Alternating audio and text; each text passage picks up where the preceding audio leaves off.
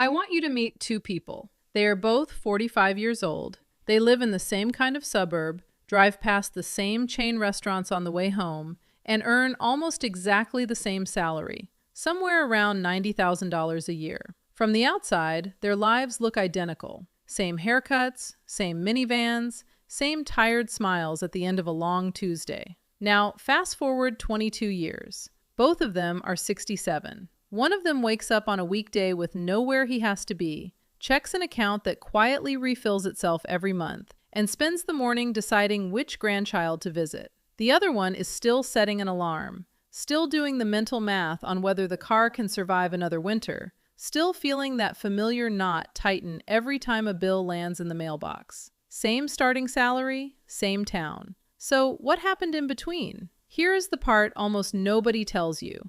The fork in that road did not appear in their 60s, when the difference finally became visible. It did not even appear in their 50s. The decisions that split those two futures apart were made in a single, ordinary, easy-to-sleepwalk through decade, the 40s. At least, that is the decade everyone treats as the calm middle of the story, the part you can coast through. And that assumption is exactly what quietly wrecks so many retirements. Your 40s are not the middle of the race. They are the hinge the whole thing swings on. By the end of this, you will understand precisely why. You will know where most people your age actually stand, and you will see the specific moves that decide whether the next 30 years feel like freedom or like a slow, tightening grip. Let me show you why this particular decade carries so much weight. The reason your 40s matter more than your 20s has almost nothing to do with willpower and almost everything to do with arithmetic. Specifically, the arithmetic of time. When money grows, it does not grow in a straight line. It grows in a curve, because the gains you earn start earning gains of their own. There is a simple shortcut for understanding this, something planners call the rule of 72. You take 72, divide it by your annual return, and the answer tells you roughly how many years it takes your money to double. At a 7% average return, which is a common long-run planning assumption for a diversified portfolio after inflation pressures are accounted for, 72 divided by 7 is about 10. So your money doubles roughly every decade. Sit with what that means for a moment. A dollar you invest at 45 has about 22 years before a typical retirement at 67. In that window, it can double, and then double again, and then start working on a third double. A dollar you invest at 55 has only about 12 years. It barely manages one full double before you need it. The dollar is identical. The only difference is the decade you let it start working. Let me put real numbers on that, because the gap is bigger than most people expect. Say you commit to investing $500 a month at that same 7% average return. If you begin at 45 and keep going until 67, that steady habit grows to roughly $312,000. Now imagine you wait. Life is busy, the kids need braces, you tell yourself you will start once things settle down, and you finally begin at 55 instead. Same 500 a month, same return, same discipline. By 67, you land around $112,000. Think about that for a second.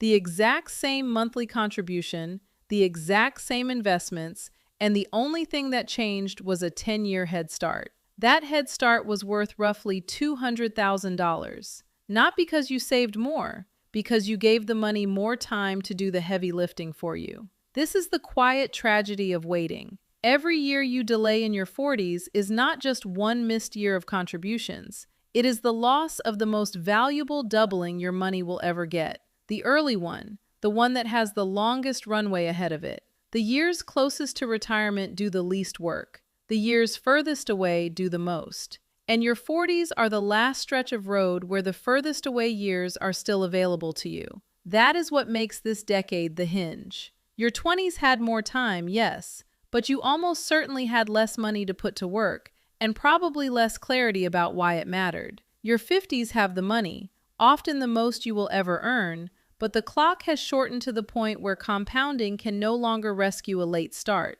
Your 40s are the rare overlap. Real income and real time in the same hand at the same moment. Use that overlap well, and the math becomes your ally for the rest of your life. Ignore it, and the same math turns against you with the same relentless patience. But before we talk about what to do with that overlap, we have to be honest about something uncomfortable. Most people arrive at this decade nowhere near where they imagined they would be. So let me show you the real starting line, the one almost nobody talks about out loud at the dinner party. There is a number worth knowing, and it tends to land like a small shock.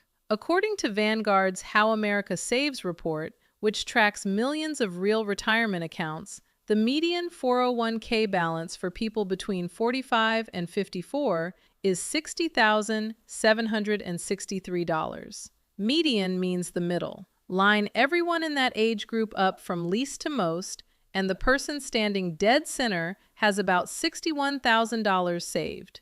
Half of 40-somethings and early 50s workers have even less than that. Now, you might have seen a different, friendlier number floating around. The average balance for that same age group is roughly $168,000. Why the enormous gap between $61,000 and $168,000? Because averages get pulled upward by a relatively small number of very high savers. A handful of people with $1 million in their accounts drag the average far above what the typical person actually has. The median tells you the truth about the middle. The average tells you a story with a few rich characters standing at the front. So when you compare yourself to a headline number and feel either smug or sick, pause. The honest benchmark for most people sitting at this age is closer to $60,000 than to $170,000. And here is where it gets uncomfortable in the other direction. Fidelity, one of the largest retirement plan administrators in the country, offers a guideline for staying on track, and it runs roughly like this. You want about 1 times your salary tucked away by 30, and from there the target climbs to 3 times your salary by 40, 6 times by 50, 8 times once you hit 60, and somewhere around 10 times your salary by the time you reach 67. Run that against the real numbers, and the picture sharpens fast. Someone earning $90,000 should, by that measure, have close to $270,000 saved by 40. The median 40-something has about 60. That is not a small miss. That is a person who is, on paper, years behind the pace, often without realizing it, because the gap built up quietly, a little at a time, while everything else in life screamed louder for attention. I am not telling you this to make you feel behind. I am telling you because you cannot navigate from a map that lies to you. If the benchmark says 10 times your salary by retirement and you are sitting at 1 times your salary at 45, then the 40s are not optional anymore. They are the catch-up window. They are the decade where the math is still generous enough to close a frightening gap, but only if you actually use it. And there is a strange comfort buried in that hard truth. Most of your peers are in the same boat. The pressure you feel, the quiet sense that everyone else figured this out and you somehow missed the meeting, is mostly an illusion. Half the people in your age group have less than $61,000 saved. You are not uniquely behind. You are normally behind. The difference between the comfortable retiree and the stressed one was never about who started ahead. It was about who decided, in this exact decade, to stop drifting. Which brings us to the trap that catches the most capable people of all, the ones who earn the most. Pay attention to this next part because it explains why high income so often fails to turn into actual security. Your 40s are usually your peak earning years. Promotions have stacked up, experience commands a higher salary, and for the first time the paycheck feels genuinely substantial. You would think that would make saving easy. More money in means more money to set aside, right?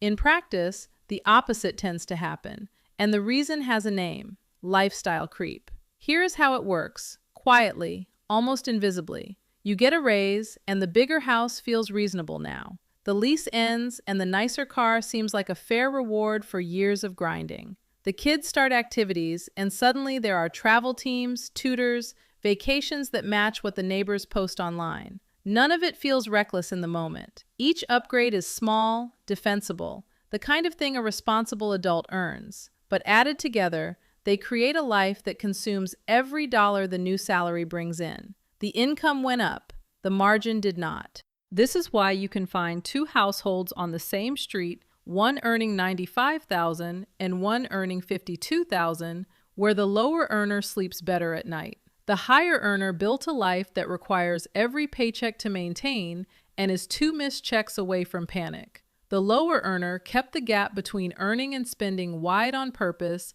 and turned that gap into security. The number on the W-2 was never the thing that mattered. The space between what comes in and what goes out, that is the thing that mattered. Lifestyle creep is dangerous in your 40s, specifically because it disguises itself as success. Driving a nicer car feels like progress. Living in the bigger house feels like you finally made it. So the warning signs never trigger alarm. Nobody looks at their upgraded kitchen and thinks, I just traded 10 years of retirement for granite countertops. But sometimes that is the exact trade being made, just spread out so thinly across so many small choices that it never registers as a decision at all. Now layer in the savings data and the danger becomes concrete.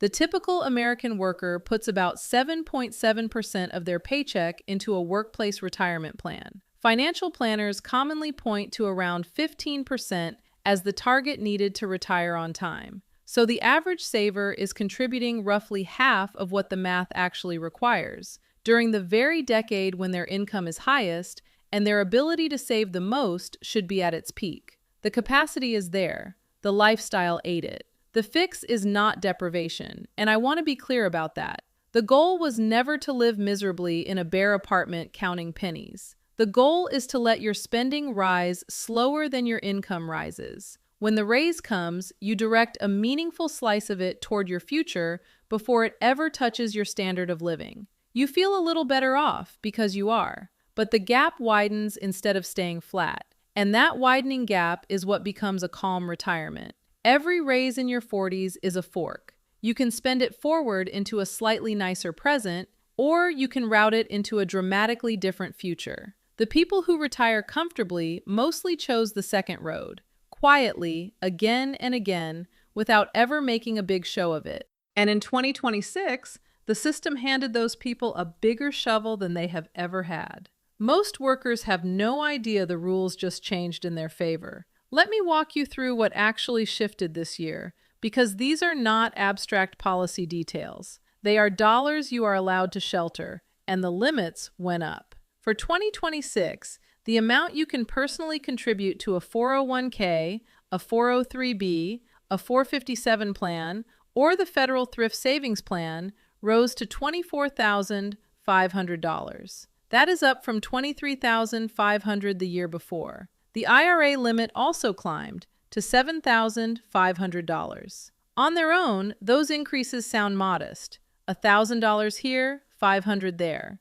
But remember the lesson from earlier. A dollar sheltered in your 40s has 20 plus years to compound. So an extra $1,000 a year is not really $1,000. It is whatever $1,000 a year becomes after 2 decades of doubling, which is a number many times larger. Now here is where it gets genuinely interesting for anyone in this decade. The tax code includes something called a catch-up contribution, and it exists for exactly the people watching this. Once you turn 50, you are allowed to put in more than younger workers. For 2026, that catch-up amount is $8,000 on top of the regular limit. Stack it together, and a worker 50 or older can shelter $32,500 in a single year inside a 401k. The system is openly acknowledging that the years right before retirement are when you most need to accelerate, and it is handing you extra room to do it. It goes further. Under a newer set of rules, workers who are 60, 61, 62, or 63 get an even larger catch-up, sometimes called the super catch-up. For 2026, that elevated amount is $11,250 instead of the standard $8,000. So in those specific years, right at the doorstep of retirement, the law lets you sprint. The catch is that your particular plan has to offer it, so it is worth confirming with whoever runs your benefits. There is one more change for 2026, and this one trips people up, so listen closely. If you earned more than $150,000 in the prior year, your catch-up contributions can no longer go into a traditional pre-tax account. They now have to be made as Roth contributions, meaning you pay the tax now and the money grows tax-free for later. For higher earners, this quietly reshapes the strategy. You do not lose the ability to catch up. You just lose the upfront tax break on it, and you gain a tax-free pool down the road instead. It is not a penalty so much as a redirection, but if you do not know it is coming, it can scramble your planning in a year you least expect. Why does all of this matter so much in your 40s? Because this is the decade where you transition from the standard limits toward those catch-up years, and the habits you build now determine whether you can actually use that expanded room when it arrives. Nobody flips from contributing 4% to maxing out $32,000 overnight at 50. The people who take full advantage of catch-up contributions are almost always the people who spent their 40s steadily climbing toward it. The expanded limits are a gift, but a gift you cannot afford to use is just a reminder of what you missed. And speaking of money you might be leaving on the table, there is one source so obvious that it is almost embarrassing how often it gets ignored. If your employer offers a match on your retirement contributions and you are not capturing all of it, stop and fix that before you do anything else in this video. A match is the single clearest case of free money in personal finance. When your company says it will add 50 cents or a full dollar for every dollar you contribute up to some percentage of your pay, that is an instant return you cannot get anywhere else on earth. No investment, no stock pick, no side hustle reliably hands you a 50 or 100% return the moment you act. The match does. Every single paycheck. Yet a meaningful number of workers leave part of it uncollected, usually because they set their contribution rate years ago at a lower salary and never revisited it. The 40s are when that oversight gets expensive, because your salary is higher, the match is calculated on that higher number, and every percentage point you fail to capture is now a larger dollar amount slipping away.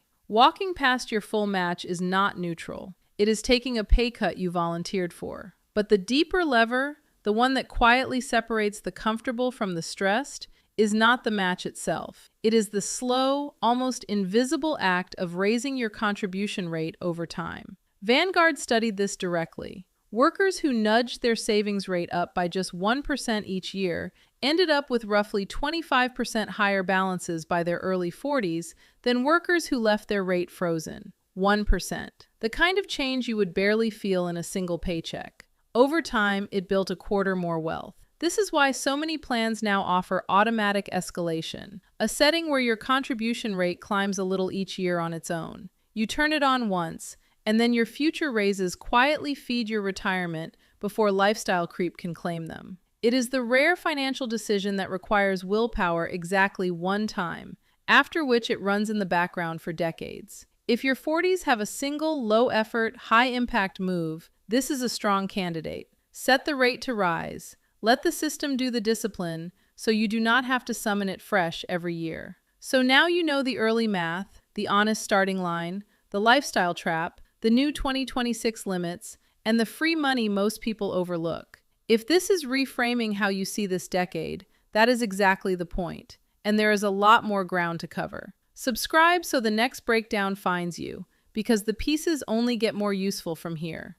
Now let me pull back to something bigger than any single account, because where you put your money matters almost as much as how much you put in. It is tempting to picture retirement saving as one single pile of money. In reality, you are filling several different buckets, and each one is taxed differently. Understanding that in your 40s, while you still have years to balance them, is one of the most overlooked advantages available to you. The first bucket is the traditional pre-tax account, the classic 401k or traditional IRA. You contribute money before it is taxed, it lowers your taxable income today, and it grows untouched until you withdraw it in retirement, at which point you finally pay the tax. The appeal is the break you get now, which is especially valuable in your 40s when your income, and therefore your tax rate, is often at its highest. The second bucket is the Roth. With a Roth account, you pay the tax up front, contributing money that has already been taxed, and in exchange, the growth and the withdrawals later come out completely tax-free. The traditional bucket bets that your tax rate will be lower in retirement. The Roth bucket bets that it might be higher, or simply that you would rather have a pool of money the government can never touch again. Most people benefit from holding some of both because nobody actually knows what tax rates will look like decades from now, and having both kinds of money gives you control over your taxable income in retirement. Then there is a third bucket, and it is the one almost nobody uses to its full potential: the health savings account. If you have a qualifying high-deductible health plan, an HSA offers something no other account in the entire tax code does: a triple tax advantage. The money goes in tax-free, it grows tax-free, and when you spend it on qualified medical costs, it comes out tax-free as well. 3 breaks in one account. Used well, an HSA quietly becomes one of the most efficient retirement tools you have, especially because of what is waiting for you in retirement. And what is waiting is a bill most people badly underestimate. Fidelity runs an annual estimate of what healthcare will actually cost in retirement, and for 2025, the figure was startling. A single 65-year-old retiring that year can expect to spend, on average, around $172,500 on healthcare across the rest of their life. For a couple, that climbs to roughly $345,000. And neither of those numbers includes long-term care, the cost of a nursing home or assisted living, which is its own separate and often crushing expense.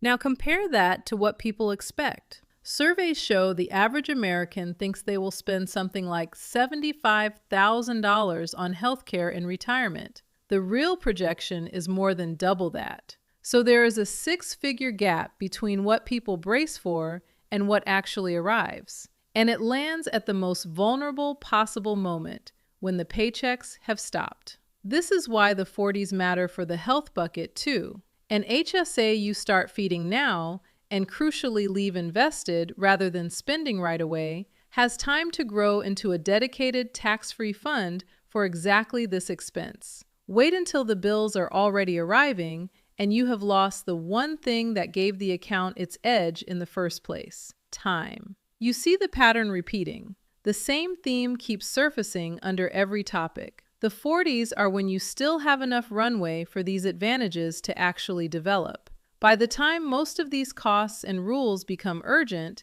the window to prepare for them gently, over years, has already closed. Now, getting money into the right accounts is only half the job. The other half, the half that quietly decides everything, is how that money is actually invested once it lands there. And this is where a very human instinct starts working against people in this exact decade. As retirement gets closer, the urge to play it safe grows louder. A voice starts whispering that you cannot afford to lose anything now, so you drift toward cash, toward bonds, toward whatever feels like it simply cannot drop. The instinct is understandable. It is also, at 45, frequently a costly one. Remember the math from the beginning of this video. At 45, you still have more than 2 decades before a typical retirement, and that is more than enough time for the market to fall, recover, and climb well past where it started, which is precisely what it has done through every major downturn in modern history. Money you park in cash for 20 years is money quietly losing ground to inflation while it sits there feeling protected. Safe from the market, perhaps, not safe from time. The deeper danger is not where you sit when everything is calm. It is what you do when it is not. Markets fall. They always have, and they always will. The single most expensive habit an investor can develop is selling in a panic when the value drops, then hiding in cash until things feel comfortable again. The trouble is that things only feel comfortable again after the recovery has already happened. So the panic seller reliably sells low and buys back high, locking in losses that an investor who did nothing at all would never have suffered. Picture 2 people once more. Both watched their accounts fall during a rough stretch in the market. One of them, frightened, moved everything to cash to stop the bleeding. The other did nothing whatsoever, kept contributing on autopilot, and went back to living life. When the market recovered, and it did, only one of them was still invested to catch the rebound. The person who fled missed it entirely. The person who stayed captured all of it. Neither made a brilliant move. One of them simply avoided making a disastrous one. This is the quiet skill of the comfortable retiree, and it is almost amusingly unexciting. They picked a sensible mix of investments suited to a long runway, often a single low-cost diversified fund, and then they left it alone. No daily checking, no flinching at frightening headlines, no clever attempts to time the perfect exit. They treated their 40s as a decade for steady growth rather than nervous retreat, and they let the dull, dependable power of staying invested do its work. You do not need to be an expert to do this. You need to be calm, consistent, and willing to ignore the noise. The stressed retiree, by contrast, often spent these same years either too scared to take any real risk or too reactive to survive the ordinary ups and downs, and ended up with a portfolio that never grew the way it should have during the one decade it most needed to. And then there is the mistake that can empty the whole account in a single afternoon, often with the very best of intentions. The 40s are prime job-changing years. Careers peak, new opportunities open, and people switch employers far more often than they did in their 20s. Every one of those transitions creates a small, dangerous fork. The moment you decide what to do with the retirement account you built at the old job. The tempting option, the one a startling share of workers choose, is to simply cash it out. Take the money, knock out a debt, breathe a little easier. Studies of real plan data have found that roughly a third of workers cash out their 401k when they leave a job, and most of them drain the entire balance in the process. It feels harmless in the moment. It is anything but. Consider what cashing out actually costs. If you are under 59 and a half, the government hits that early withdrawal with a 10% penalty right off the top. Then the entire amount gets taxed as ordinary income, often shoving you into a higher bracket for the year. A piece disappears to the penalty, another piece to taxes, and you walk away with far less than the statement promised. But the genuine loss is the one invisible on the day you do it. That money would have kept compounding for 20 more years. Researchers studying this kind of leakage estimate it leaves people with retirement balances roughly 20% smaller than they otherwise would have had. You did not merely spend the cash in your hand. You spent the multiplied version of it that your future self was quietly counting on. The fix is almost insultingly simple. When you change jobs, you roll the old account over, either into your new employer's plan or into an individual retirement account, where it keeps growing untouched and untaxed. No penalty, no interrupted compounding, no afternoon decision you spend the next 30 years regretting. The money stays inside the system, working for you, instead of leaking out of it. There is a quieter version of the same problem worth naming. After a few job changes, people lose track of old accounts entirely. Small balances stranded at employers they can barely remember. That is your money, sitting in a forgotten plan, often parked in whatever default investment it landed in years ago. Hunting those scattered accounts down and consolidating them is one of the unglamorous housekeeping tasks that separates the person who arrives at retirement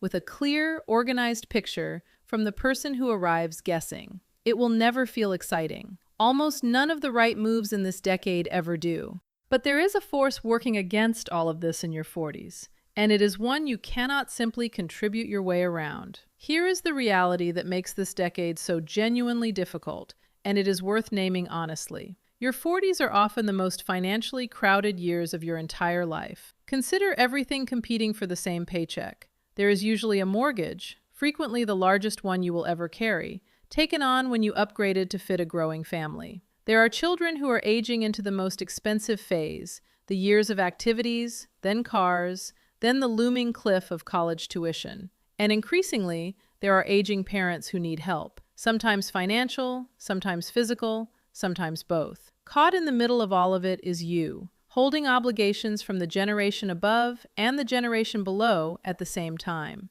There is a name for this, the sandwich generation. It is brutal precisely because every one of those demands feels more urgent than retirement. Your kid's tuition has a deadline. Your retirement does not, at least not one that screams at you today. Your parents' care need is happening right now, in real tears and real phone calls. Your future self is silent, abstract, decades away. So when the money has to go somewhere, it almost never goes to the quiet, patient, faraway need. It goes to the loud one in front of you. And that is completely understandable. It is also exactly how people end up at 65 with grown, successful children, a paid-off house, and almost nothing saved for themselves. I am not going to pretend there is a painless solution to a genuinely hard squeeze, but there are a few truths worth holding on to. The first is that you cannot borrow for retirement the way your children can borrow for college. There are loans, grants, and scholarships for education. There is no scholarship for being 70 and out of money. So when the instinct is to sacrifice your own retirement entirely to fund a child's degree,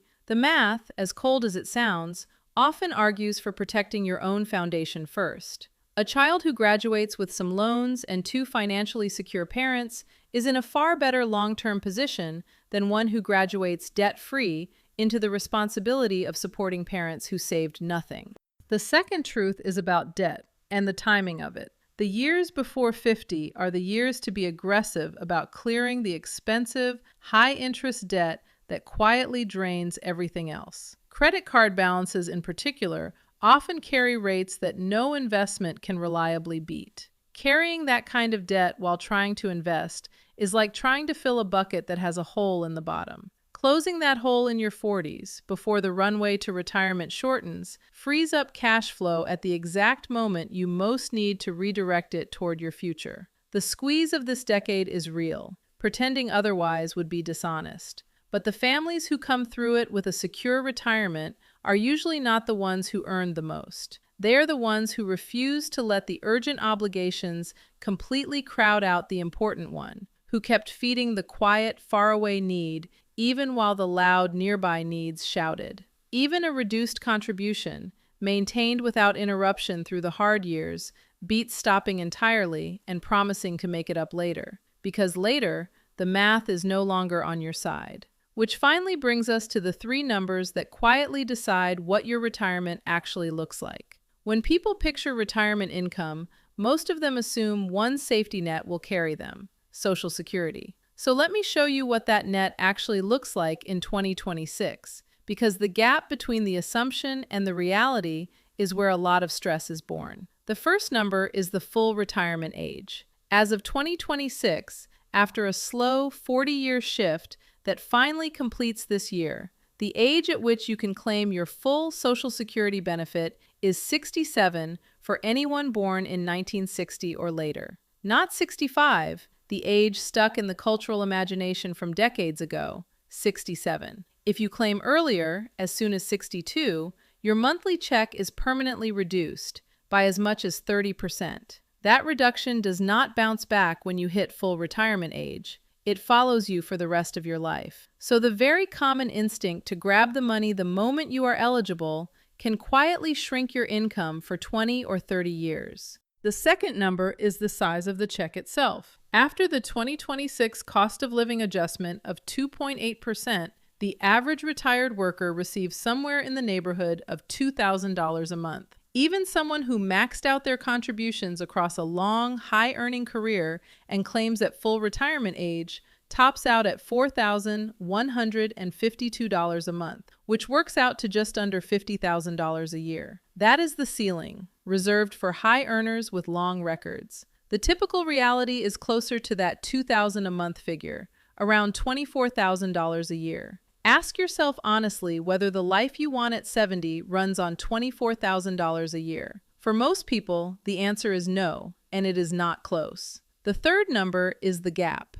Take the income you will actually want in retirement, subtract what Social Security realistically provides, and whatever remains is the number your own savings have to cover, every single year, for as long as you live. That gap is the entire reason the buckets and the contributions and the compounding matter. Social Security was designed to be a floor, a foundation that keeps you from falling, never the whole structure. Treat it as your full retirement plan, and you are building a house on a slab with no walls. Now connect this back to your 40s one more time, because the link is direct. The size of that gap and your ability to fill it is decided almost entirely by what you accumulate before you stop working. And the most productive accumulation years, the ones where time still multiplies your effort, are the ones happening right now. You do not get to renegotiate Social Security's math at 65. You do not get to undo the 30% haircut for claiming early once it is locked in. The 40s are where you still hold the pen.